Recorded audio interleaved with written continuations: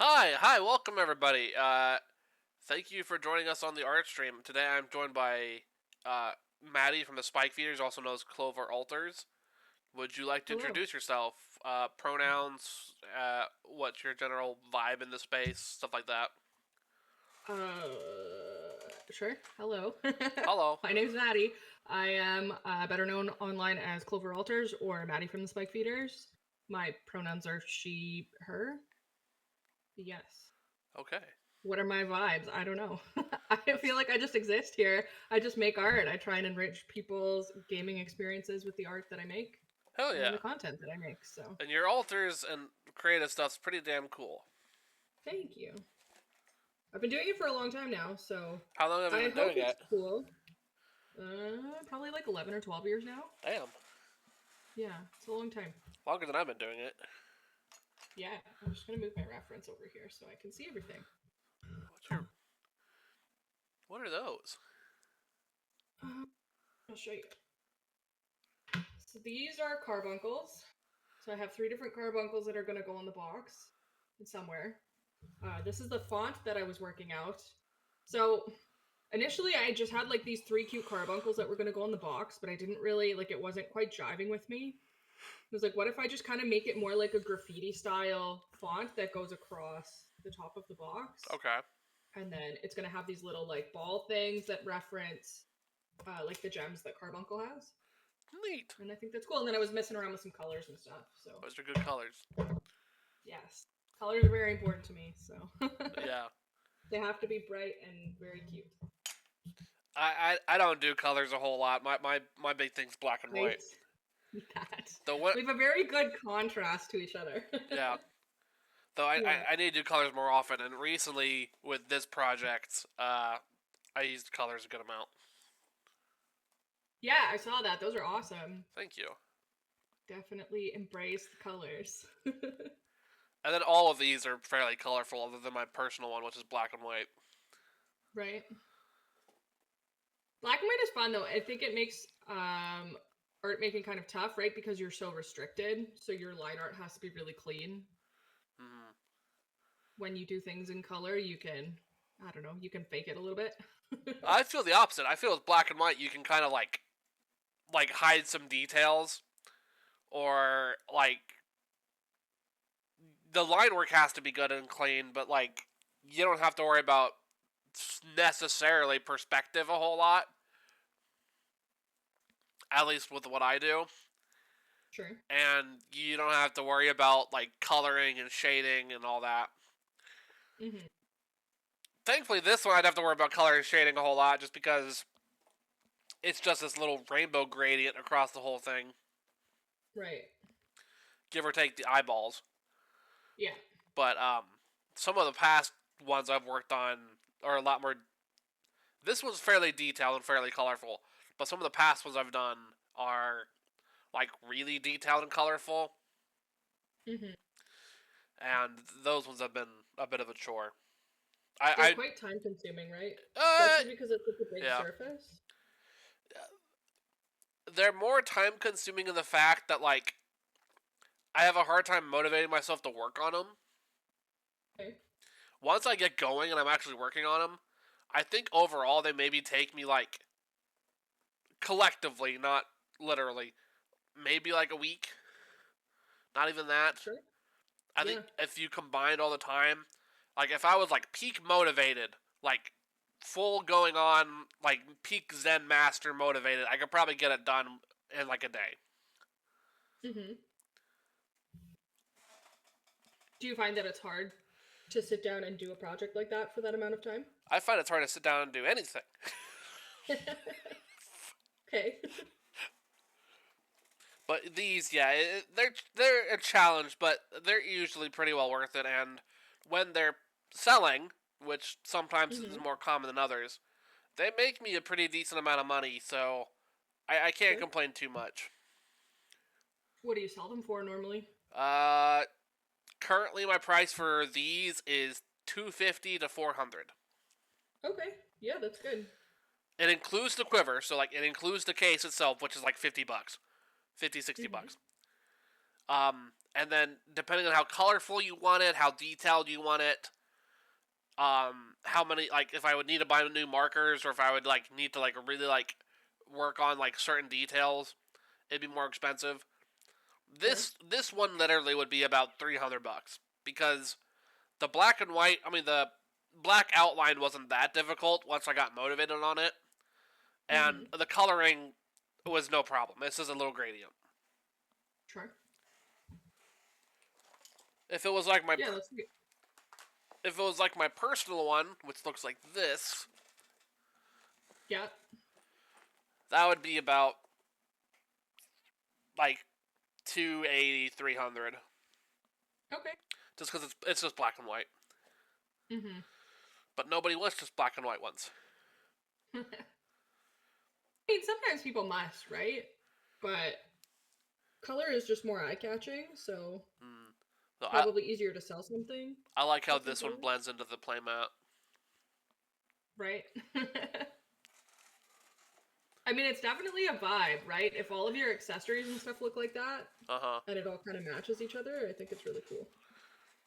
Yeah. It's definitely a style that I've worked on. Yeah, you've been doing it for a long time, right? Uh, Like gi- that style. give or take, I've done this style, uh, 3 years now. But I've done my black and white work since 2018, give or Mm-hmm. take. With Right. with the exception of a few times here and there. I've really been doing black and white stuff since 2018. Okay. I mean, that still feels like a long time for me. Yeah, it is But time has just been such a blur since like COVID and stuff, so for sure. yeah. Honestly, since like Cool. 2018, 2019, time's been a bit of a blur. Even though like I know objectively it's gone really long. Yeah, Like doesn't feel like it. it kind of doesn't feel like it. Like 1 minute I was at my parents, the next minute I was living with my ex, next minute I was living at my grandmother's house. Okay. That's Like like a big change. Yeah, yeah, it was a huge change. a lot of moving. Was a lot of moving. Hmm. Oddly enough, like not moving a whole lot of stuff. At least the That's first good. time around, because like when I moved from my parents to my ex's place, I just had like that stuff on my back and like a handful of things I had moved to one friend's house, and then I had moved to another. I had a lot of stuff moved to one friend's house as like a little Yeah. like sneaky way of moving my stuff out. And then once I moved with my ex, I moved the stuff from my friend's house to her place, our place, and then I just slowly built Hmm. up. And then when I got Sure. kicked out of my ex's place, a lot of the stuff I had, I was able to fit within a few vans. At Okay. least the stuff that like didn't get left behind or my ex didn't. The person my ex was defending, my ex herself is fairly innocent in all this, but like it was a whole thing. We had a really manipulative roommate, and the roommate stole a bunch of my shit. I see. It That was sucks. it was a whole thing. Yeah, But that that would be was extremely stressful. yeah, it was a year and a half ago, give or take. Well, at least you're on the other side of it, right? Yeah, exactly. I'm living with Hopefully. my grandmother, which is pretty It's in the past nice. now. I don't have to Hmm. pay rent. I don't have to worry about laundry. Sure. For the most part, I don't have to worry about food. Hmm. I need to pay her for like living here, but like it's not as much of a problem and it's fairly flexible. Right. It's living with grandma. Grandma's fairly it's grandma. I'm not like just if you imagine a half decent grandma. Sure. I had a great relationship with my grandma, so I would have loved to live with her. Yeah. I Yeah. have a pretty good relationship with my grandma. I'm a bit more radical in some of my beliefs than she is. Not in a bad way, just like she's very much more like, Did I seriously just smudge this? Oh my god. oh, that's rough. That's funny. That's such a Madison thing to do. I'll Like fix it. she's classic American Christian lady, and I'm not that religious adult. Hmm. Sure. Yeah, I mean, I'm sure that some of your beliefs would not necessarily jive with each other, but you don't always have to talk about that stuff. So Yeah. There's just a few details about me I just don't make a point of. Like, she doesn't know I'm bi. She doesn't know I smoke weed every now and then. sure. And she Grandmas won't. don't need to know that. Yeah, grandma doesn't even know that. And grandma won't know that as Okay, long maybe as I why have the not? power. Sure. Mm, this can just stay over here. But anyway, living with grandma's pretty cool. I call her Mama. It's the South Ohio thing. Oh, okay. I've never heard that word before, but that's just not a very Canadian thing. Yeah. It's American South, American, like, center South. Mama Oh, and okay. Papa, Meemaw, Sure. Peepaw, stuff like that. Mm-hmm.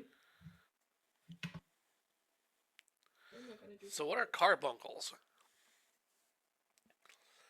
Have you ever played Final Fantasy? I have, but like I've played the classic ones, Okay. and I don't remember carbuncles. I remember Moogles and Sure. Chocobo. Yeah. So I guess it depends which game you played. I think in 7 and 8 you summon them as like a mythical creature, whatever that just like does damage like during your battles. In 14, because there's a couple different versions, it's like a manifestation of your aether. And so there's a ruby carbuncle, topaz carbuncle, and just regular blue carbuncle, is that right? No, emerald, topaz, ruby, that's what they are. And so they do different types of damage, different types of attacks based on which one you summon. Got it. So, and they're like cute little creatures. Like they look a little bit different in every game, but this is what it looks like in World of Final Fantasy. So they're just like these cute little, I don't know, creature things. Got it. My favorite six Okay. and I never six. finished 6, but I think the last boss in 6 maybe is Zero Miss. And they have that in 14, and it's super sick, and the music's really cool. The last boss in six is Kafka or Kefka. Isn't Deermouth like the secret boss that you fight like after? I don't know. I know it's in 6. Kefka's sick though. Yeah. When they spoiled Kefka for the TCG, like for the set coming out, I was Yeah. very excited. Let me look it up because I've beaten six before and most of its secret bosses and like. Mm-hmm. Uh. If you listen, you know what? You would know the music. The music is so good. Yeah, that's my thing. And I think it has in 6 maybe it has like 3 or 4 different forms. In 14 it's like a 2-part fight.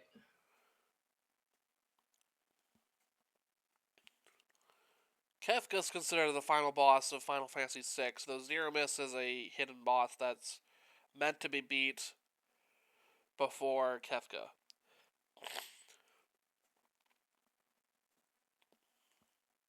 Do you remember it by looking at it? Actually, I should get more. I'm looking it up now. All right. Hey, we got people hanging out. Carbuncles usually heal you and provide you with buffs in Final Fantasy. Yes, Depends I remember Zero Miss. which Final Fantasy we're playing. If we play 14, they do things like turn into Ifrit, do crazy damage. Oh, it's Final Fantasy V. Or not 5. Which one? 4. IV is 4. Yeah. Who's the hidden boss of 6 then? Sorry, you're saying it's not Zero Miss? Zero Miss is in 4. Oh, I thought Zero Miss was in 6. No.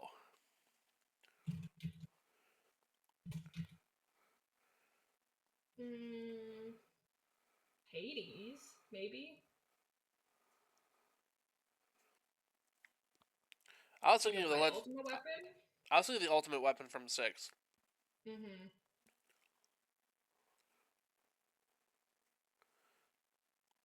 Cool. Anyway, I mostly play 14. 14 has like everything in it, so it's great. I love my it. thoughts on 14 is it shouldn't be a mainline Final Fantasy game. Neither should 11 or 12, the MMOs. 12 was an MMO. That's what 11 I mean. was though. Yeah. I feel like the MMO Final Fantasies should not be mainline Final Fantasies. They should be Final No. Fantasy games. They are Final Fantasy games, not saying they're not. But like compared to all the rest of the mainline Final Fantasy games, if they just called them Final Fantasy Online and Final Fantasy Online 2 or Final Fantasy like whatever. But the fact that they're calling them like the mainline games makes it so that if you want to play through all the mainline games Hmm. without making some exceptions, it goes from here's like a 40-50 hour game, here's like a 40-50 hour game, here's a 40-50 hour game, here's a 400-hour game. Hmm. Depends, right? Because like some people want to have that experience with their games these days, right? Like even when it comes to other franchises like Zelda or Pokemon or I don't know, like I probably put 500 hours at least into Stardew Valley. Yeah, I think it's really easy these days to put a lot of time into games like that, but it just depends on the experience you want to have, right? yeah, A exactly, lot of people don't want to pay a subscription. exactly. So, and I don't know, I've never tried 11. Um, with 14, you can have a free trial through the first like 2/3 of the game. So at Yeah, least you can experience it. it's just one of those things where like the time sink it is, and the like the multiverse nature of Final Fantasy 14, where it's like, well, it's Final Fantasy 14 and has its own story, but then it also has the story and bosses of all the other Final Fantasies. Kind of. Kind of. Yeah. It turns this idea of a Final Fantasy, like a story that is complete Mm-hmm. and, um, what's the word? Like, not solitary, but like, still in its own bubble, kinda. Okay. And it turns that whole experience into like this like multiversal 400-hour grind that I like it is a Final Fantasy game. I just don't think it should be a mainline one. To me, like it doesn't really mean anything to call it a mainline game or not. Like I don't really care, pay attention to stuff like that Yeah, much, yeah, right? Like it's either a game you want to play or you don't want to play it. that's fair. But I don't know, right? Like Final Fantasy VII used to be that you would just like play through the game and it had however many hours of content you put into it, like 40 hours, maybe 50 hours. But now they're breaking it up into a three-part game, and Yeah, each game is probably 80 hours. So, that's a bit silly, but it's whatever. right. It's not really a remake at that point now. It's literally a remake, but it's not like a remake in the expected sense. It's a they are remaking the whole game. The line for the most part is still the same. They've just kind of like added a lot of character development and things like that you get to experience. They've fleshed out some of the worlds and stuff a little bit more. And then the other part with And then of course there's some changes. So, the hard part with the Seven remake is you kind of have to play. There's another game you have to play in order to get it. I just forget what game it is. uh maybe Crisis Core, I think it's which Crisis is Core. yeah, for the PSP. Which is kind of weird because a lot of people don't play PSP. Maybe they've released it on some other stuff now. I played it on the PSP. Um, but yeah, it sort of like develops Zach's story a little bit more, and it leads up to when he dies, Cloud has all the Mako poisoning and stuff like that. So if you haven't played it, you sort of lose out on that part of the character development, and they bring Zach back in these games. So I think a little bit of his character is lost, Yeah, but I really like Final Fantasy, so. that's fair. They've done so many different games in the franchise now, though. Like, they also had a game called Dirge of Cerberus, which was like, I think Vincent was the main character of that game. Yeah, I never played that game, but. I have played Final Fantasy Dissidia, which is like the weird fighting Hmm. game, Yeah. and that was on the PSP. I've played Final Fantasy X, part of Final Fantasy X-2, Final Fantasy Mm-hmm. 13, Final Fantasy 13-2, Final Fantasy 3, Final Fantasy Yeah, 1, Final Fantasy 6, Final Fantasy 8 or 9. I forget the one. The one with Vivi. that's 9. That's 9. I played 9. And I've played a little bit of Final Fantasy 15. Okay. You've played a lot of the ones I haven't played. Yeah. I have Yeah. the Pixel remasters on my Switch. I just haven't played them. Right. I have the Pixel remaster too, and I haven't finished it. But I started playing 6. Yeah. Yeah. I had a SNES Classic, which also has 6 on it, but my ex took it in the move. Nice. That's great. I hope it doesn't work for them. It's fine. Her and I, or them and I, I'm just kidding. yeah, she, they, Yeah. we have come to a bit. It's been very strange because like I would have never expected it, but in the past few days, her and I have kind of come to a mutual understanding of how things came to pass, Okay. and we've just been talking again. Not in a romantic sense, not in anything like that. We both have kind of moved on, but we've just been talking again, and it's been nice. It's been cathartic. It's just been Sure. strange. Talking to exes can be pretty strange, yeah. Yeah. But it just depends. If you have a good relationship with them, like, it's fine. I had a terrible relationship after the breakup, and then like they've been through some stuff I'm not gonna get into, and then now it's just like talking like old friends.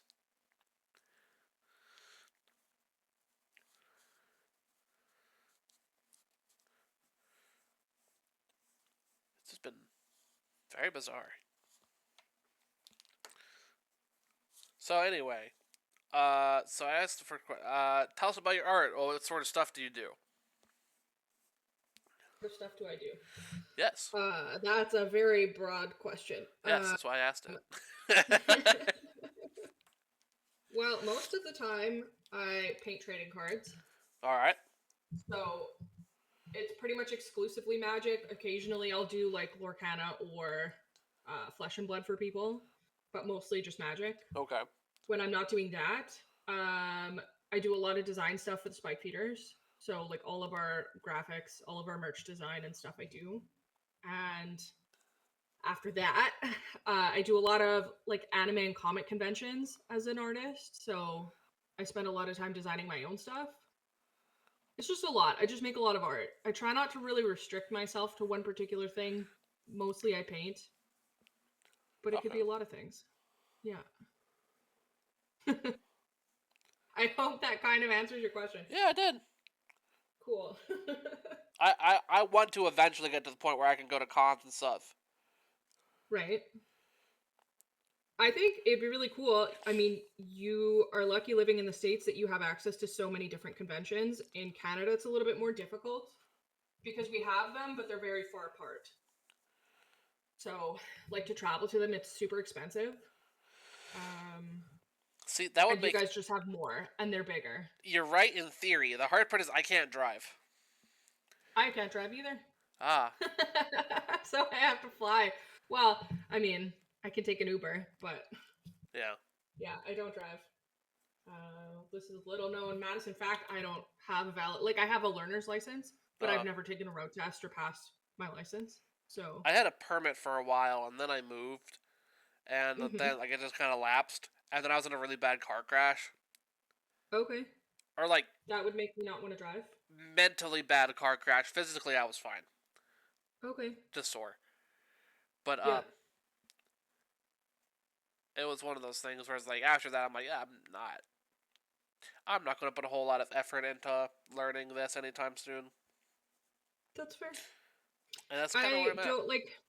My parents used to guilt me a lot for not driving. I personally don't blame people that don't drive. I used to work for like our car insurance company here, and I would take people's car like claims and stuff like that. You hear all kinds of stories about people getting injured or dying or whatever, and like it's okay. Like I don't have to drive. Yeah, You know, it provides you like a lot of quality of life. in being able to just go wherever you want, whenever you want. Mm-hmm. But I'm okay with not having that. So, Yeah. yeah. The hard part is our society is so freaking car centric. At least here it is. Very. It was really nice when I moved to Montreal for a couple of years, and they really encourage people to take the subway, like take public transit, and walk places. So it was really easy to go within your own community to get the things you needed. You didn't really have to travel too far. But back in Winnipeg, it's not like that at all. Got it. So I should just move back there. Yeah. I live in Yeah. South Central ish Ohio. We have a public Mm-hmm. transit, and it's okay if you live downtown. But if you don't live downtown, then it's really inconsistent. Sure.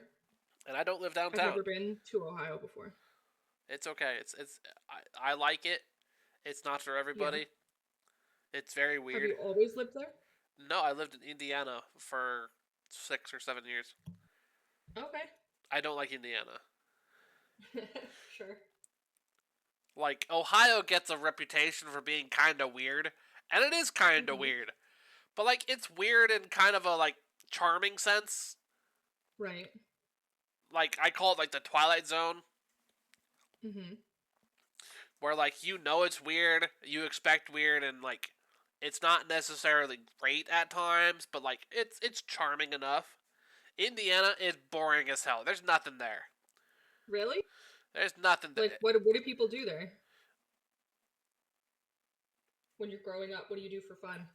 Uh, I did almost nothing for fun other than break into computers and sled and Okay. see movies at a movie theater Mm-hmm. and not a whole lot really. Watched you. There's a reason it's called the Bible Belt. That's fair. Yeah, Indiana's part of the Bible Belt, not entirely, but enough of it is. And Right. it's the only interesting part is Indianapolis, but Indianapolis is kind of like an offshoot. It's an outlier in Indiana because Indianapolis has the Indy 500, really cool race. It has the Brickyard 400, really cool race. It has like Mm-hmm. a lot of history, a lot of culture.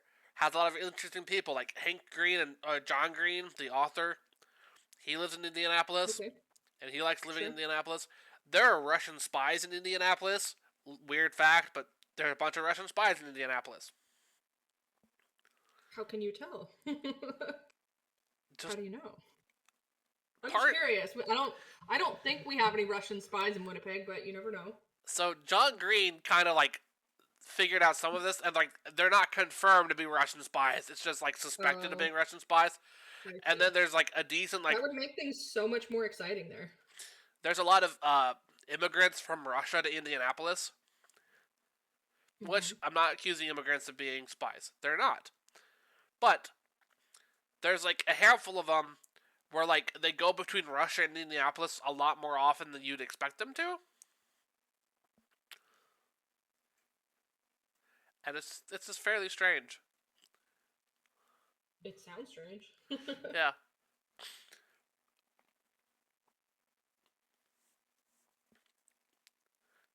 But Indianapolis is not like Indiana. It's in Indiana, but the rest of Indiana is boring. There's nothing there. Oh, okay. There used to be a theme park in Indiana Beach where the whole slogan, the entire shtick of the park, is it had like a handful of roller coasters, handful of like amusement rides. Its whole slogan was "There's more than corn in Indiana. There's Indiana Beach." Great. You know what? Jerry would love Indiana because he loves corn. And Is it like, is it big for farming there? yes, Yeah, okay. but like also people there are like it's a lot of farms, a lot of rural area, but there's also a lot of people who want to be like urban, but they don't know what it's like to be urban. Okay. So you have a lot of like derpy Christian white kids wanting to be gangsters. That's sick. I like that. Oh no. Those poor kids. And That's tough. it's so strange. But Yeah. not interesting strange. It's funny when I tell you about it. But It like, is, but I'm sure to see it, I won't be laughing. But when you tell me, it's really funny. yeah. Like Yeah. when you see a bunch of like derpy, like malformed white kids standing on like a corner or like some Dollar General, Mm-hmm. just like chewing spitting tobacco and saying slurs. I see. That's not where you want to be. Yeah. Yeah. And like recently, some of them, from what I understand, have been trying to be more rural, but like they're trying to be like pastiches of rural America or not Uh-huh. rural America at all. Because there's, at least last time I went there, there's a group of, according to my friend who like did a lot of walking and a lot of like not social work but like social studying because she didn't get out a whole lot, but she like through her sibling and through just like her parents' jobs, she kind of like had a pulse on the youth culture of the town. They wanted to be like the guys in Letterkenny. Gosh, Letterkenny. What?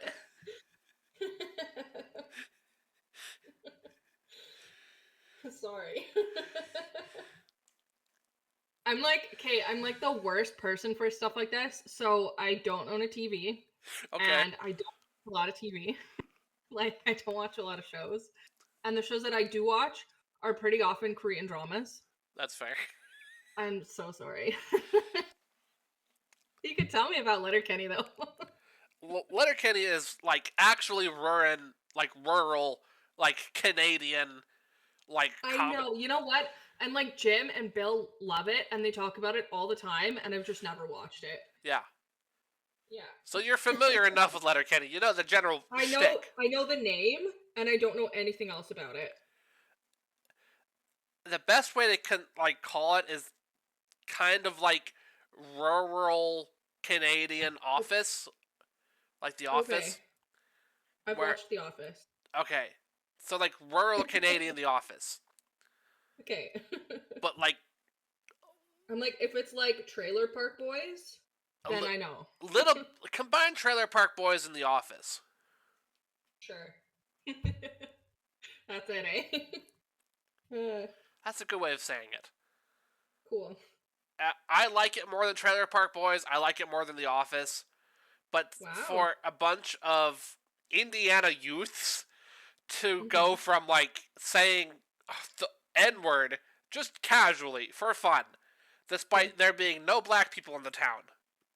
that's that's weird. Yeah. And then going I from mean, you that, shouldn't say it anyways, but it's still weird for them to say it. Period. it's very weird. It was very weird. But like, it's not charming weird, it's just annoying weird. But from Right. going like that, for them like doing like kind of half-ass Canadian accents, I would love to hear somebody do a half-assed Canadian accent. Like, I'm sure I have one, and it obviously is just like very natural part of my life. Like, I don't have any control over it, but I would love to hear somebody do one on purpose yeah. and do a bad job of it. But yeah, just a bunch of Indiana youths doing half-assed Canadian accents, trying to be like the guys in Letterkenny Yeah. or Trailer Park Boys. But like, Yeah. my friend That's mentioned that they were stupid. watching Letterkenny. I'm sure since Letterkenny and Trailer Park Boys, they're different, but like not that different. Right. Uh, it's just weird and not charming weird. Just not good. Yeah. Unfortunately, I'm sure a lot of that stuff in the States is gonna get worse, so Yes. Yes, it is. yeah. Indiana is going to get much worse. Hmm. So I mentioned my ex and I were talking again. She mentioned her dad has not become a neo-Nazi per se, but has become like almost a neo-Nazi. Great. I like can't even believe sometimes that these people actually exist. Like I see it on the internet but because it's on the internet, I'm like, oh, it's fake. Except, like, it's not actually fake, right? It's preposterous. It's like, no fucking way. And it's like, nope, that's what's happening. But, like, how? How does that happen? I just, yeah. I know how it happens. It's just, like, it blows my mind a little bit that some people can, like, genuinely have those belief systems. Yeah, according to my ex, her dad was trying to, like, adamantly convince her that Elon Musk didn't do a Hitler salute the other day. Right. And my ex is like, if it walks like a Nazi duck, talks like a Nazi duck, and does a salute like a Nazi duck, it's probably a Nazi duck. Yeah, probably. It's not great. Not at It's all. not a good look, No. right? The optics are very bad, Yeah. even if it's not what he meant, but I fully believe that's what he meant to do, so. I'm almost certain it's what he meant to do. And it's just like, Jesus Christ, that's terrible. Yes, it is. I'm glad I don't live in the States. No offense. But No, it's fine. yeah. It's gonna be an interesting 4 years. That's if we even make it that far, honestly. I I don't think we'll make it that far. I think all hell will break loose in like 1 or 2. I mean, it's only been a couple of weeks, right? So, you know. Empires only last like 250 years, and we're on year 249. We'll just speedrun the end of society. Speed run it. Yeah. Yeah, we'll see what happens, for sure. So what are you working on? I am working on a gamble altar for a client. I'm just trying to figure out what to put in this little slot machine. I'll finish up this little line and then I'll put it up to the screen. I usually come into altars with a plan of what I'm doing. Mm-hmm. This one I kind of didn't because I started working on it last art stream. Okay. Yeah. Looks like that so far. Yeah, that's cool. I like it. It's a bit more minimalist overall. Mm-hmm. I'm doing it in the style of some other altars I've made that I'm really proud of. Sure. That I've showed them off before, and I'll show them off again because I really like them. I have this spectator seating I really like. Yeah. Colors and stuff that you choose, they turn out really great. Yeah, so that's spectator seating. This is Morphic Pool. Mm-hmm. Sure, yeah. It looks like it's metallic. It's hard to tell from here, but... It has metallic paint on it, on these little bubbles. Okay. Yeah. And the spectator seating has a gold part on it. Right. Yeah, the gold I could see. Then I have this Soul Ring, which does not have any metallic elements on it. Mm-hmm. Sweet. It's kind of like a little machine holding back the sun. Mm-hmm. Yeah, looks good. Then I have this Thoughtseize, which the back got damaged, but it's mostly sleeve playable for like Commander or Cube. Okay. Yeah. That's fine. I like the pink and purples. Yeah. But I like doing that little like minimalist style. Mm-hmm. Where like it's full art, but it's full art with the extra black line work. Right. Just nobody buys them. That's tough, right? No one buys You have to have a good... How do you try to sell them? I've tried it on Twitter, Blue Sky, and Discord, but just Right. no one ever seems interested. Some of my other altars, yeah, no problem. And it's just like those ones are like no bites. You could try opening like an online store or something, like somewhere where people can browse like a current catalog of your things.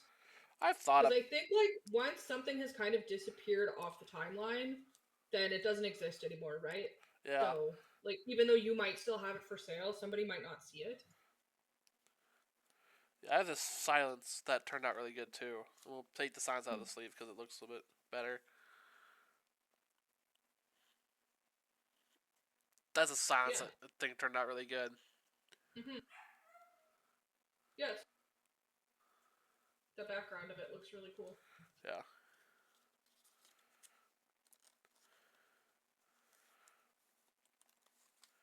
The hard part is me. I can't do, for the most part, I can't do licensed stuff. Like I just can't Right. do it. It always turns out weird. So all my alters are original, Mm-hmm. and they just turn out weird. Here's an island I did I really like. That's kind of 3D. Yeah. Those are sweet, and I like when you use those colors, like the red and the blue. Uh, I think it gives it a cool effect. definitely. It should be easy to sell stuff like that, I think. It should But be. yeah. The only licensed work I have on me right now is one that like didn't turn out great, but turned out okay enough, and that's this Eidolon of Rhetoric, Mm-hmm. which Sure. is Rhetoric from Disco Elysium. Mm-hmm. Which you have to find somebody who likes Disco Elysium, and then you have to find somebody who likes magic, and then you have to find somebody who likes Disco Elysium, likes magic, and understands that it's Rhetoric from Rhetoric. Mm-hmm. I like the one you have on the top left. This one, Yeah, that's sweet. That's that a is good one. that one is. Let me put the Rhetoric away. That's Stitcher Supplier. Mm-hmm. Pull it out. It says sale. Cool. I don't know. It's good. I like the composition and the colors and stuff of it. Thank you. I think it's neat. I have another So Stitcher Supplier somewhere. I was going to alter it too. yeah.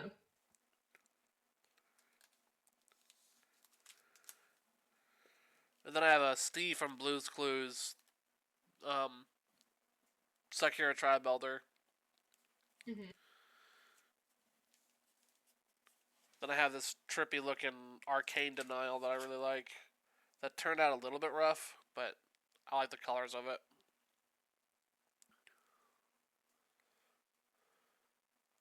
I mean, those kinds of colors are up my alley. So Mm.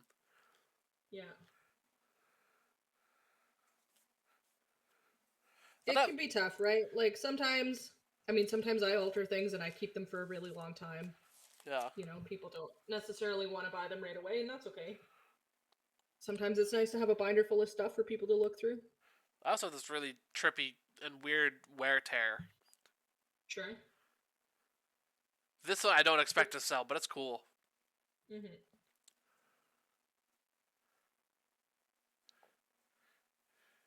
Which one's your favorite? Out of all these, Yeah. probably the Morphic Pool or the Spectator seating. Okay. Just because, like, I like full art cards, at least when they're done well. Mm-hmm. Not like full art Cryptic Command. Full art Cryptic Command is ridiculous. Because, like, tell me the 4 modes of Cryptic Command. I can't. Neither can I. Most people Yeah. can't. But if you told me, oh, sweet. If you told me, hey, what does Morphic Pool do? You're like, is that the black blue Buddy Land from Commander, Battle Bond, or whatever? Mm-hmm. Yeah, it is. Okay. That's the one where if you have 2 or more players, it enters in untapped. Yeah. Alright. Do you have to remember that? No, not really. It's not that hard. You Right. just know what the land is. Yeah. I think it's fine, right? Like eventually you'd memorize what your cards do, or you can just pull it up on Gatherer when you cast it. It's like not a big deal, but I can see why some people wouldn't like that. They want to be able to always read what their cards do. Uh huh. I like to paint as much full art as I can, so Yeah, your full arts turn Or out really yeah, good. back in I the love the process. colors on your full arts. Thanks. What do you? I Okay. just like working with cool colors. So Yeah. color is very important to me in my work. So I use color as much as I can. So what sort of paints do you use? I use these. If you can see them, golden fluid acrylics. Neat. This is what I use for everything. Um, occasionally I have a different color, like where did I put it? Like these. These are just whatever.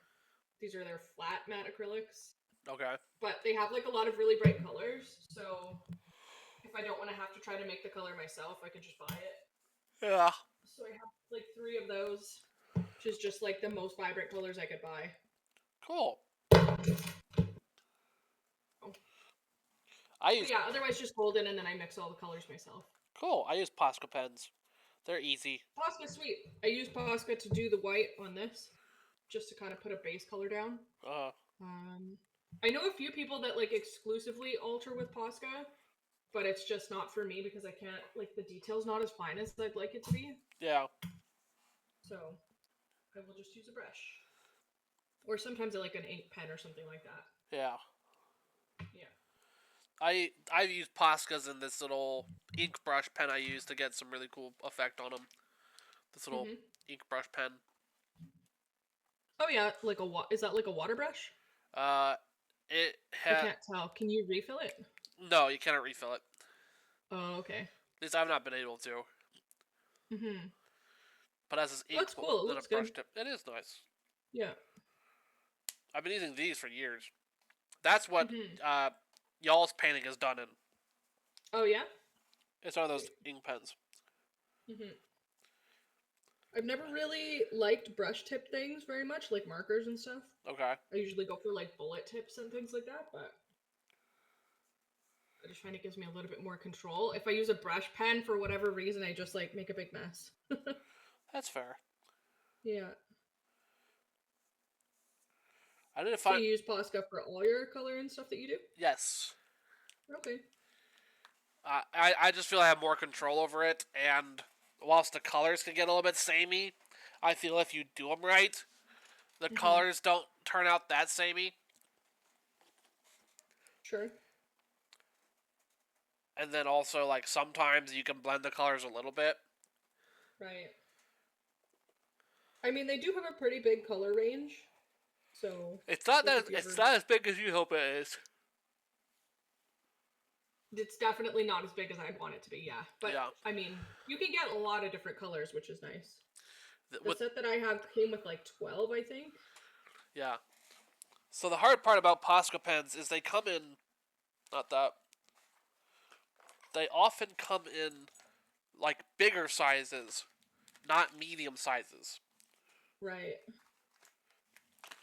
Like here's a case of small ones, like 3-meter ones. Or not meter, but whatever. It's called 3 Yeah. 3mm. And these are the ones I use the most. Sure. But most of them come in 5mm. Which is not very helpful.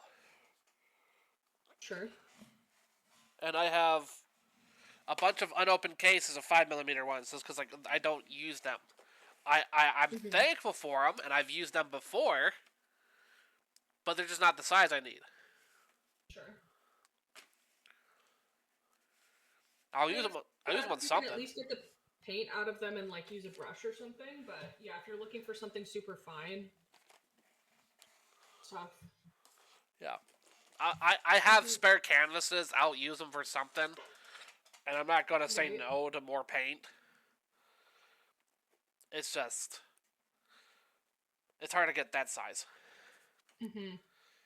Yeah, usually if I'm going to outline something, I use these. Which are just like Copic multi-liners, and they come in different sizes. And they're waterproof, which is really important. I've tried a lot of different pens that don't actually end up being waterproof, so then I try to do something on top of them after, and it makes a big mess. I waterproof my cars by using a gloss spray. Sure. I always do that at the end, but I've never tried doing that at the start. I don't do it at the start. I think it would cause problems with like putting the paint on top after. Yeah, for sure. I have tried that. It doesn't work. Right.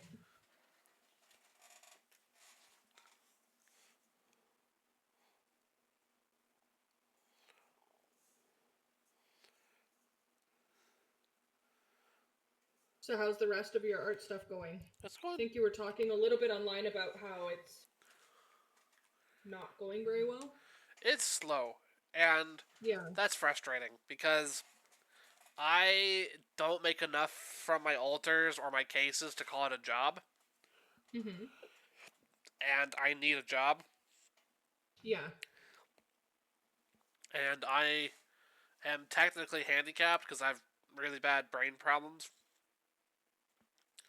like just really bad ADD, ADHD, depression, anxiety, the works as it goes. If you get like a cheeseburger or bad mental health, I probably got it. Uh, Sure. but so it's hard to get a job and it's hard to maintain a job. So I need to find a job, which is hard, or I need to make artwork pay enough so I can call it a job. And I don't make enough from artwork to do that. I see. So it's a little bit frustrating. And then other times it's like I have bills coming up as like, all Mm-hmm. right, I will lower the prices of my altars. I can't do licensed stuff. It's like I can't do licensed stuff, but I can do original works. And if you like my style, I can do something of that style. If you see me do Mm-hmm. a style before, I can do that style again. Sure. And if you like the quivers, I've done quivers in a bunch of different little medium styles. They're all kind of the same kind of cartoonish look, Mm-hmm. but they are one of a kind pieces. They're like staples of a collection. No one else has a customized quiver like you do, that sort of thing. And nobody will, because that's just the nature of a unique piece of art. And not just a unique piece of art, it's a unique piece of art you can use daily. You can put your decks in it. It is a high quality product. There's a few quirks about it, but I'm pretty. All the quivers I've worked on, I check up on the people who bought them from time to time. There have been zero complaints over the year and a half or so I've done them, and it's like this is something no one else has. And if you too want something that like this special, like message me. I'm willing to talk, and I just don't get any bites. Right. Have you tried working on things other than like quiver boxes? Uh, Like smaller boxes or things that might have like a different kind of price point? I've thought about it. I just can't afford to buy those. Right. You have to have money to make money, and I don't have any money at all. Hmm. I was hoping at one point, I'm not pressuring them by any means, that Quiver would send me some of their new cases, the new little card cases that they have, to paint on those and see how those turned out. But they've been Mm-hmm. busy with stuff. Sure. And then Yeah, that's true. I've done like illustration stuff before that I'm really proud of, and I've done like custom tokens, Mm-hmm. but those only go so far. Sure. It can be tough. Can be really hard, right? And we're, they say that we might be entering more of an economic recession depending on what kind of happens in the next little while. So Yeah. it definitely can be stressful, right? When you're trying to be an artist and you hear things like that all the time and people aren't Yeah. buying your stuff. I did make this really cool orc army artwork that I'm proud of. Yeah, that's cool. Yeah. I made Have you token. ever tried painting like minis and things like that? Uh, I've thought about it, but again, money to make money, and I don't have the space for them. Hmm. I have this space right here, which could be used for painting minis, but it's just one of those things where I haven't paid to buy the models and paint them. Expensive. They're very expensive. Yeah. And then the other part I is worked at it. I Hmm? just because of my ADD, I feel like I accidentally eat the paint. Sure. And you're not supposed to eat those paints. Those paints are bad. No, definitely don't do that. Yeah. With the Posca pens, I can't accidentally like put the brush in the water and then drink the water. Mm-hmm. Yeah. Definitely a problem. Like, I feel like every artist has done that at some point. Yeah. So So anyway, how did you start working on artwork?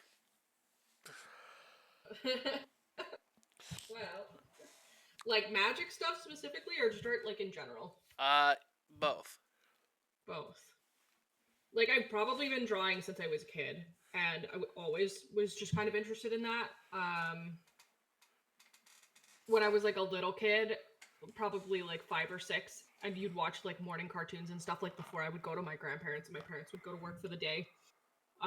Things that would be on TV were like Samurai Pizza Cats and Dragon Ball and stuff like that. And I just like was very interested in that and that it was drawn by hand. Nice. So like as I got a little bit older, I'm like, yeah, I just want to draw like Dragon Ball Z, like this is what I like, right? But and I mean, you'd go to like I don't know if you guys had them, but it was like Scholastic book fairs. Yes, we did have those. So I would go to these book fairs and they always had all these different books of like how to draw things. It's like how to draw horses. Like, yeah, I want that. How to draw like whatever.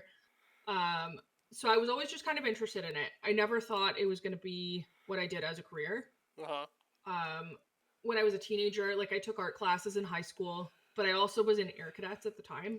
And so I did my glider pilot license through like Canadian Air Cadets. Okay. And so I thought that's what I was going to do. I'm like, I'm going to be a pilot. Like, I don't want to do anything else. Like, I'm not going to make any money making art. So I'm not going to sort of pursue that or anything.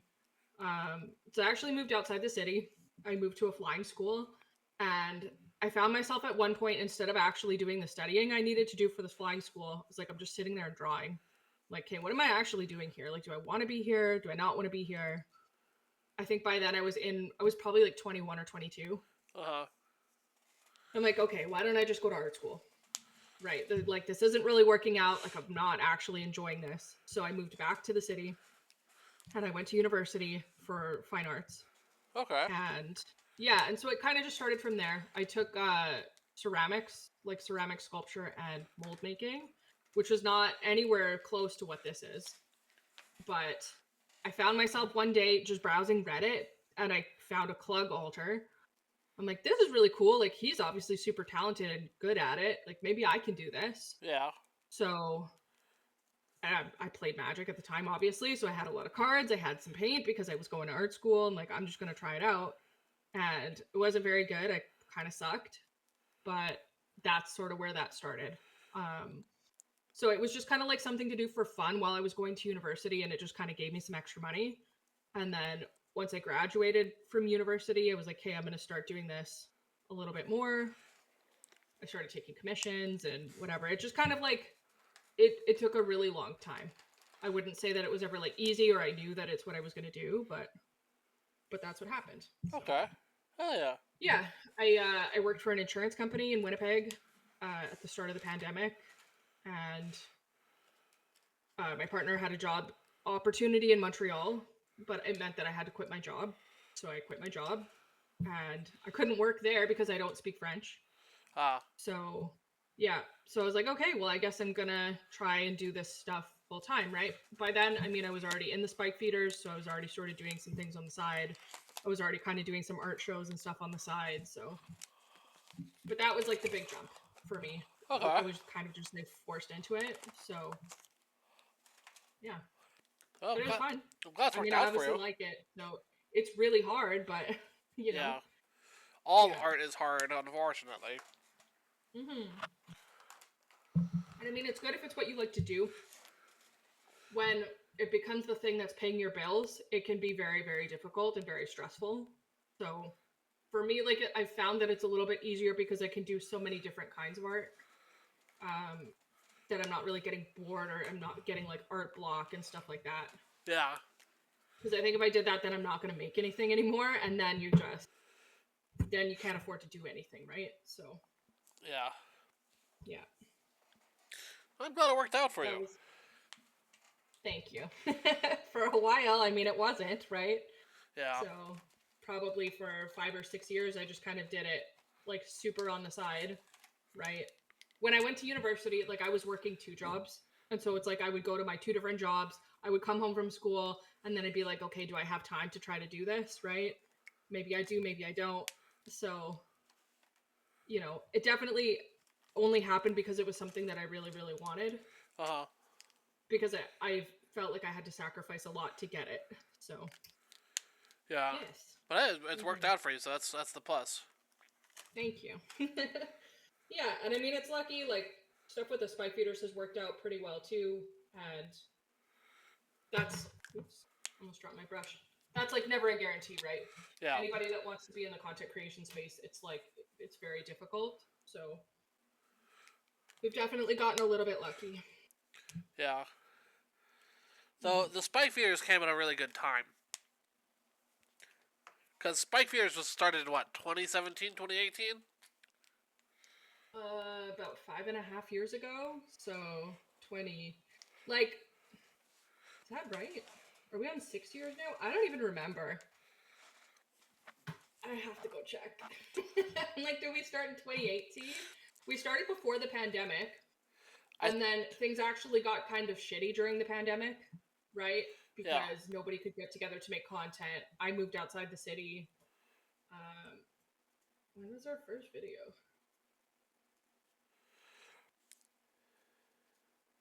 I don't even know. We'll just say 2018 because that's easy. Yeah. That's when I Anyways, thought y'all started. it's what I think, but I'm not 100% sure anymore. Time is just a blur to me. Yeah. So, yeah, like things were not great during the pandemic. We weren't sure if we were going to make it through the pandemic. And, you know, we did some stuff online, like some streaming and stuff. And I know, I was there. we just kind of pushed through, right? So, Jim tried doing board game streams in like 2019 and 2020, and me and my friend Nick were in the first few of them. yeah, he did some board game stuff. He did, oh, what was his lunch stream? Lunchlander. He did Lunchlander for a bit. And then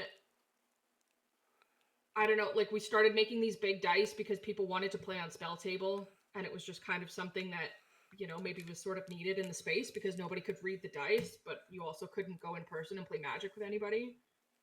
And so I think that kind of helped us a lot. For sure. But I don't know, yeah, after the pandemic, it just got a lot better for us. And then it helped that there were so many of us that we could just keep being consistent with the content we were making. So, yes. I've been a Patreon since at least 2019. For a long time. Okay, I have a whole channel named after me. I have to keep up appearances. You do. Yeah, you do. Yeah, you know, there's been a handful of people that have really just been with the spike feeders since the very beginning, and I'm always just shocked, right? Yeah. Like, nobody owes us anything, right? And I can't believe that people want to watch us half the time, but because we're just a bunch of idiots, but we have fun though. You make it work. That's what matters. Yeah, we do. That's good stuff. So, it's one of the few. It's one of the few YouTube channels I have my notifications on for. That's great. I turn my notifications off for most things. And Yeah, I don't actually watch a lot of Magic content, so I should watch more, but I used to watch a lot of Magic content because I was part of a secret project with Sheldon. Ah. I see. And the only reason I say it's secret now is I might get back to doing it. Okay. Once I have more time. Yeah. But really what I did is he had a thing called like cultivated content or whatever. Yeah. And how it worked is him and the rest of the advisory group would like find content across the Magic sphere and then try to promote it. Yeah. Sheldon was really good at that. Yeah. He was really good at taking people that weren't super well known in the space and trying to give them a platform. So for like a year and a half, I was the person, me and one other person, but mostly me, look for other creators to show Sheldon. Mm-hmm. Like, there's still a whole group chat where like it's dead now, but like I can look back on it and like I had to stop doing it because my dad got really sick at one point. Oh, okay. It's not really a secret. I just said what it was, but whatever. It was exciting. It is exciting. But I did some work for Sheldon and the rules committee for a little bit. Cool. No, yeah, I was reworking their Patreon and I redesigned all their logos and everything for their Patreon. I thought that was you. It went live for like a brief period of time where people could subscribe and then they would get like t-shirts that had the artwork and stuff on it. I don't know if anybody ever actually got it because then, you know, after after he died, they shut the Patreon down. So Yeah. I don't know, but it's out there in the world somewhere. Yeah. Mm-hmm. Yeah. And now there's the bracket system, Yeah. which I'm not sure how much of that you've seen today. So I actually haven't looked at it. I knew that there was going to be an announcement from Gavin today at some point, but a lot of people won't like that I have this perspective, but I don't care. Like, am I Yeah. going to have fun playing the game that I'm playing? Yes. Then I don't care what they change.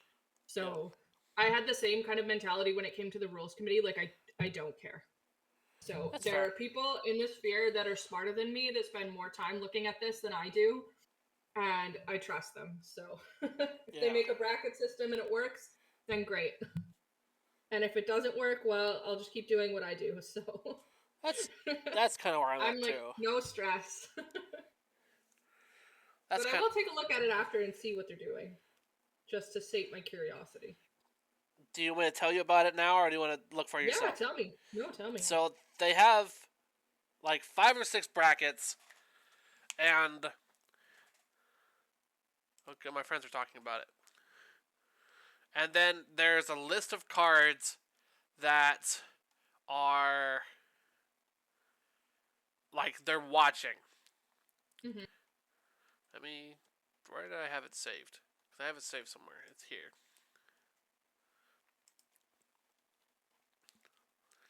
There's game changers, which are the ones they're looking to ban.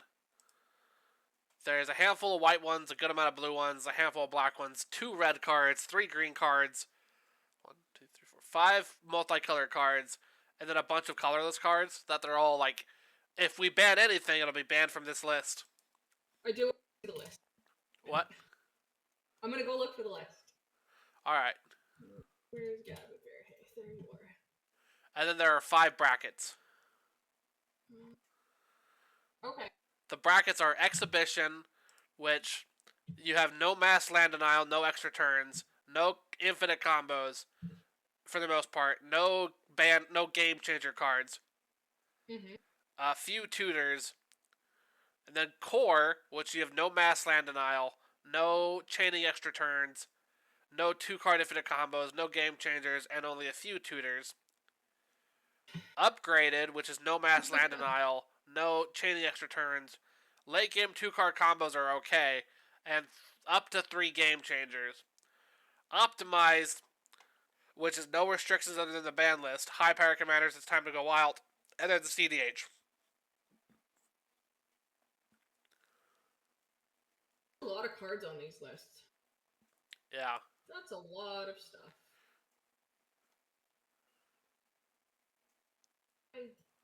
Really?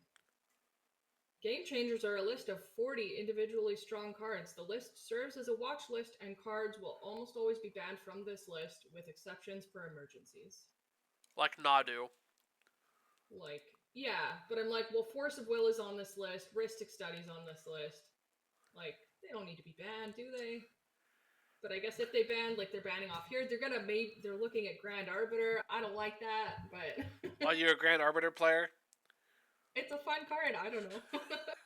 I used to play it a lot in my Derevi deck. I don't really play it now. But like, I'm surprised like Yuriko's on this list, but I guess I don't know. It's a relatively flawed list, but like I kind of get it.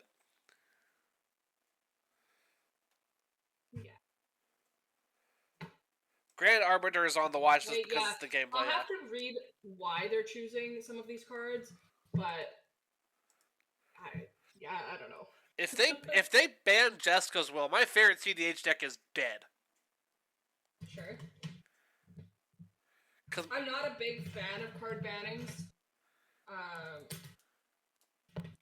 But that's just me. I think to a degree they're good. Like the most recent bannings, I was fully behind. Mm-hmm. Like hot topic, but like yeah, they're fully behind the most recent bannings. Sure. But with some of these new game changer bannings, it's like, really? That's what you're looking at? I don't think that's the problem here, but so many cards on that list. But at the same time, like maybe they're constantly watching those cards like beforehand anyways, and they just don't tell everybody about it. I don't know. Yeah. It's weird.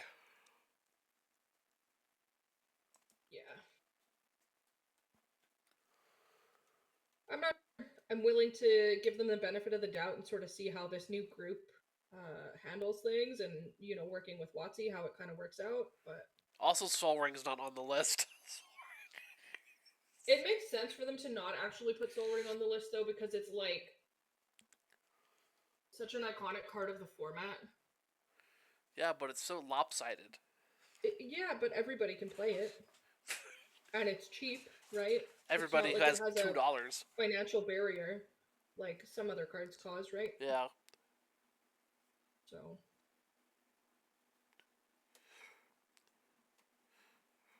I I'm not agree. sure. I agree with the most recent bannings. It was just shitty what happened to Jim and all them. Yeah.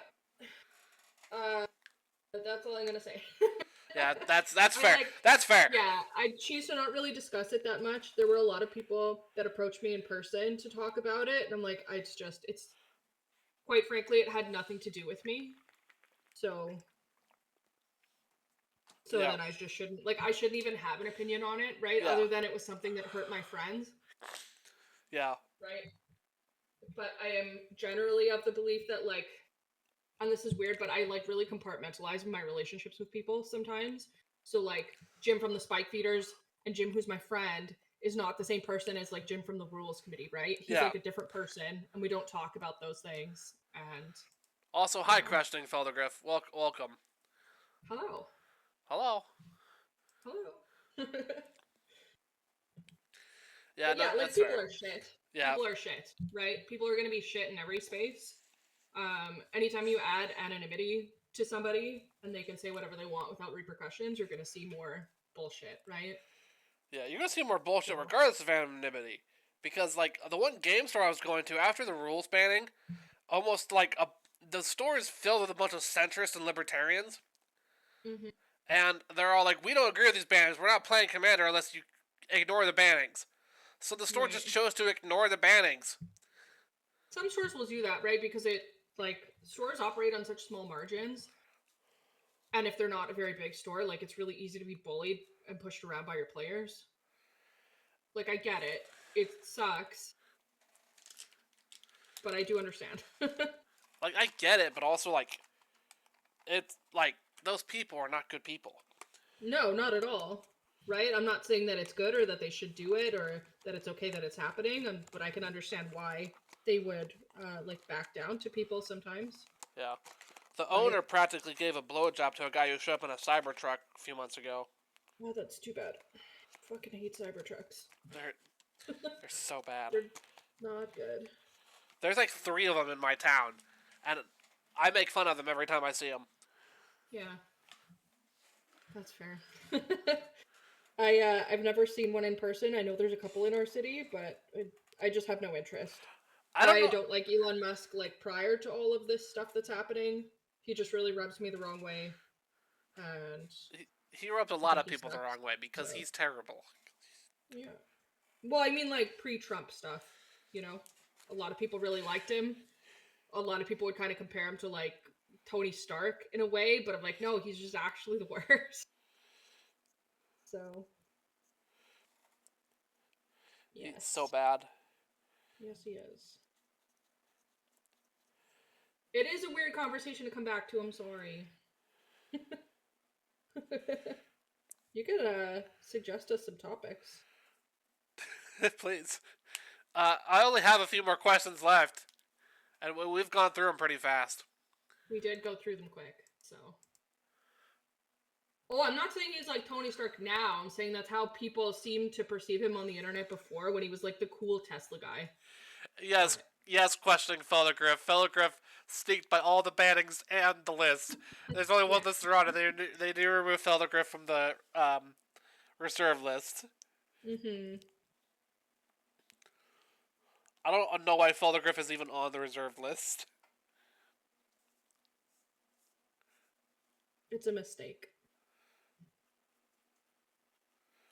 Let our boy Feldergriff go. Free him. Free him. How do you feel about Okami getting a sequel?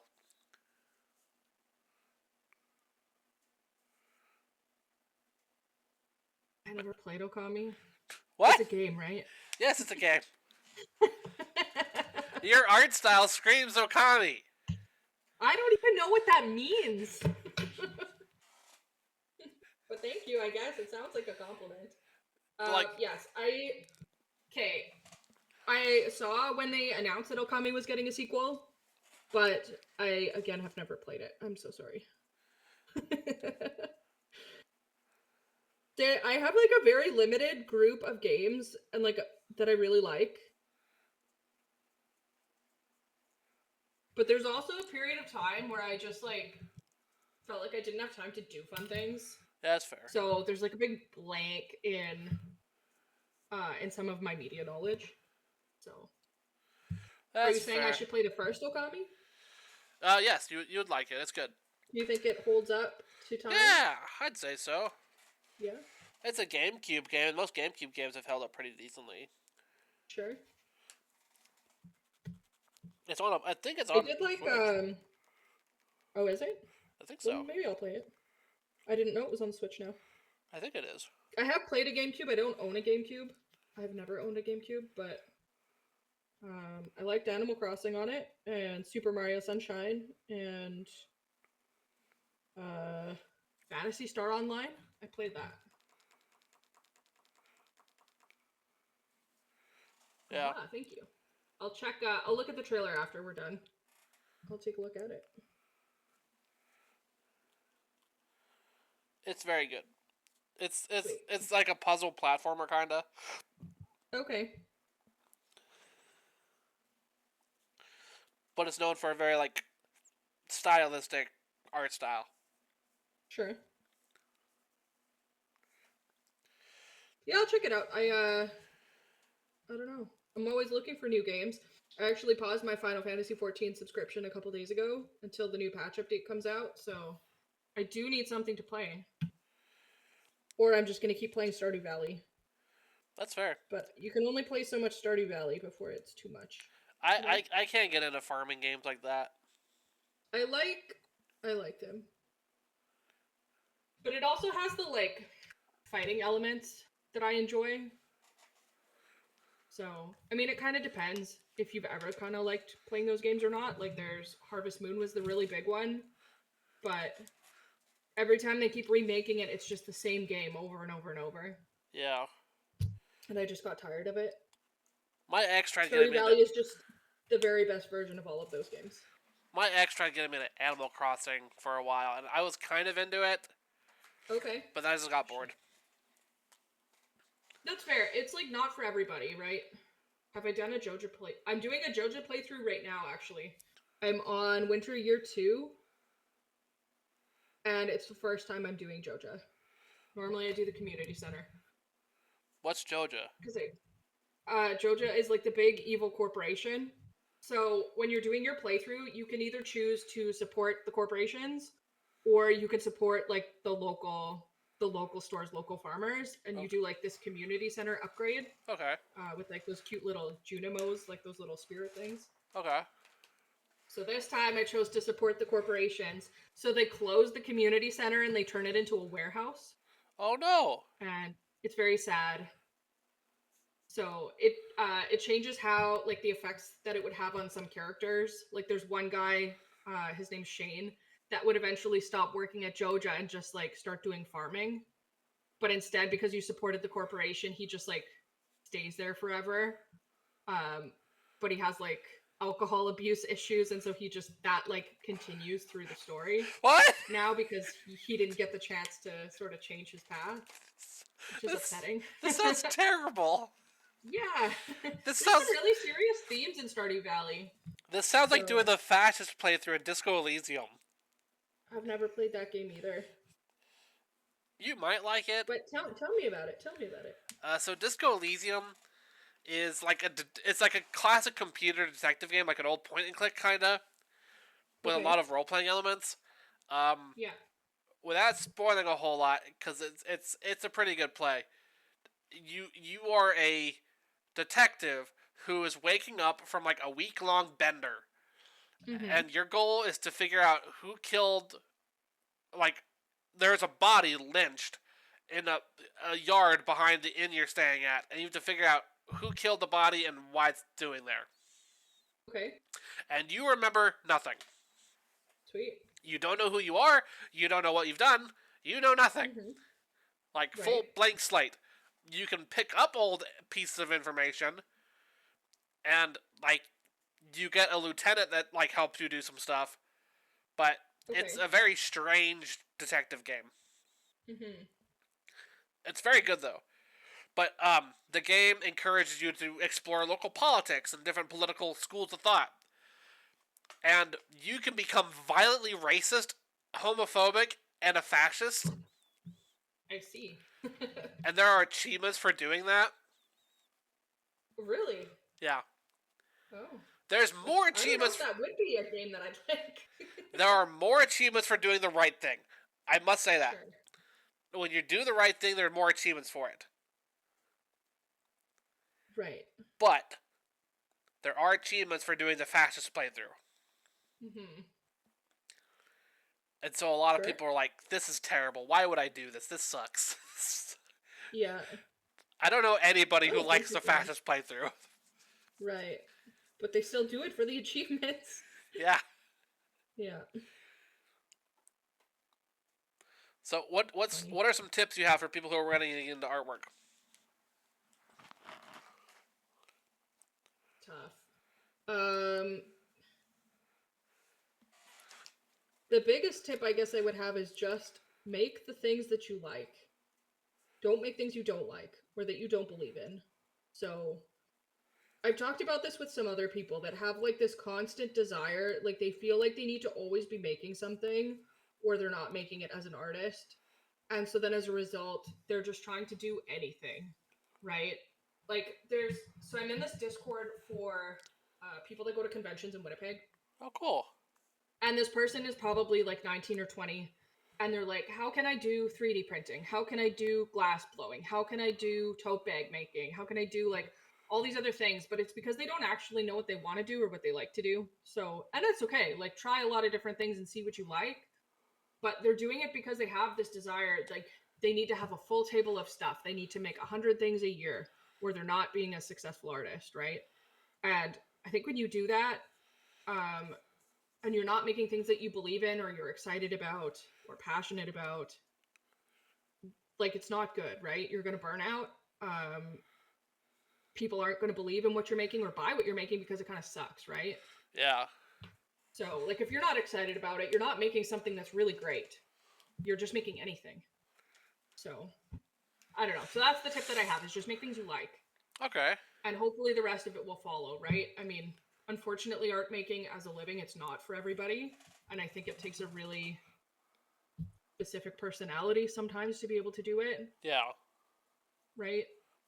So, if you like to go out and spend a lot of money, this might not be right for you. Yeah, starving artist is a Sometimes trope you for can a be reason. pretty broke, so. Well, it's true. Yeah. Yeah. Yeah. So what's your favorite Magic card? Uh, God, that's tough. I for sure don't have a favorite Magic card. If I have to give an answer, like, I don't know, Derevi Imperial Tactician is like my super favorite commander. I never play it anymore.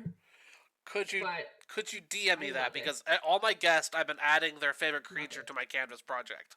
Yeah? Sure, I will. Thank you. I mean, there's a lot of good cards, right? But it's probably that. If I had to pick. Yeah. Yeah. I am behind on adding stuff to my canvas project, but I can add Derevi. Once you text me Alright. it. How many things do you need to add? Just one. I mean, I add one for every guest. Oh, but I mean, because you said you're behind. I need to add 2 black and white drawings. I think one of Avacyn, one of another angel. I need to add Platinum Angel for a small deer, and I need to Mm-hmm. add what's another angel. That's that one. A lot of stuff. Yeah. Where's the angel? Who was I talking to that said that angel? It was Lincoln. There, I need to add Kazla the Broken Halo. Uh, okay, I need to like look something up. Now that I've started adding this pink, I'm getting real like Fresh Prince of Bel Air vibes. I'm like, is that what that looks like? Let me see. Yeah, a little bit. Yeah, with the pink and then the green. Yeah. I'd add some black in there, but that's just me. Funny. Oh yeah, there's gonna be black on the outside of the pink after, and then in between the pink and the lettering to sort of make it stand out. Smart. So, but I always put the white because it'll help the color Yeah, stand out, and I that's don't fair. have to do as many layers of color. So, That's fair. Fresh Prince. I'm almost done with my altar. I just need to add the background. Oh yeah, you've added lots of color to it. Thank you. This is what it looks like so far. Good. Yeah, let's see it. Sweet. Looks like we're going to Vegas. Let's go gambling. Ah, dang it. Go. I think I've been to Vegas 3 times, and I've never gambled in Vegas. Is it a GameGenic box lid? Yes, it is. So here's the rest of the box. I didn't really talk about the project, actually. Well, I did sort of. What are you working on? But I didn't show the sides. So you can kind of see the sketches here. There's going to be a carbuncle here. And then there's going to be another one here. So on the sides. And then the lid is going to come down. Here, I'll pop it up. Over the front.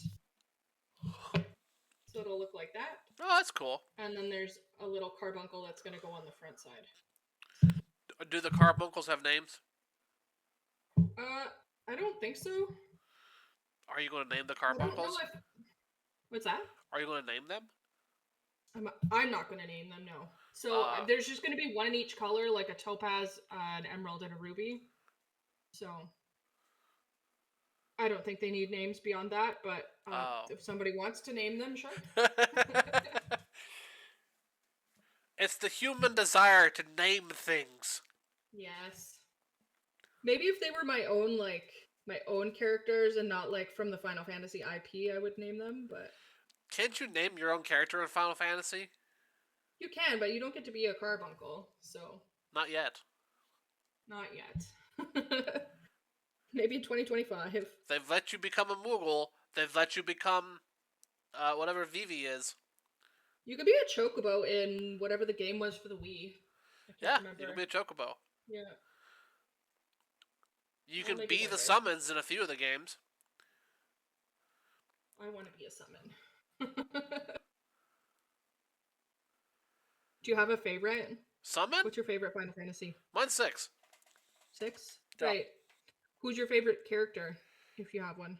Terra. Okay. So the main character. Or Kefka. Yeah. Kefka's sweet, though. Kefka looks really cool. He's a bastard, but I love him. Yeah. And thank you, Questioning Photograph. Both the deck box and the Gamble altar are very cool. Yeah, thank you. I'm glad you like it. I came up with this idea in the middle of the night. I had actually traced it out on the box, like the carbuncles so it was in a different way, and it wasn't going to have the text. I'm like, I just don't like it. So probably like half an hour before we're getting started, I was putting these letters on. Yeah. Tracing them on, so I think it's going to work out. Awesome. Yes. Well, thank you very much for joining me. Is there anything you want to push or promote while we're wrapping up? Because we have like a minute or two left. Sure. What do I want to promote? If you want, you can find me online under Clover Altars, where I sell lots of very cool painted trading cards. Or you can find me on YouTube as the Spike Feeders. Very cool. We make Commander gameplay content. It's a lot of fun. If you look carefully in the background of Spike Feeders episodes, you can see one of my old artworks framed in their studio. Yes, and we were touring some studio spaces today, so pretty soon that's super it's cool. Be in a new studio. Hell yeah, congrats. Find a good spot on the wall for it, thanks. Also, Maddy and I are working on a secret project that'll pop up eventually. Eventually, it went into production earlier this week, so. Amazing. I'm looking forward to it. Yes. All right. Thank you very much for joining me. I really appreciate it. Thanks for having me. Yeah, it was fun. I had a good time. All right, I'm gonna stop recording now.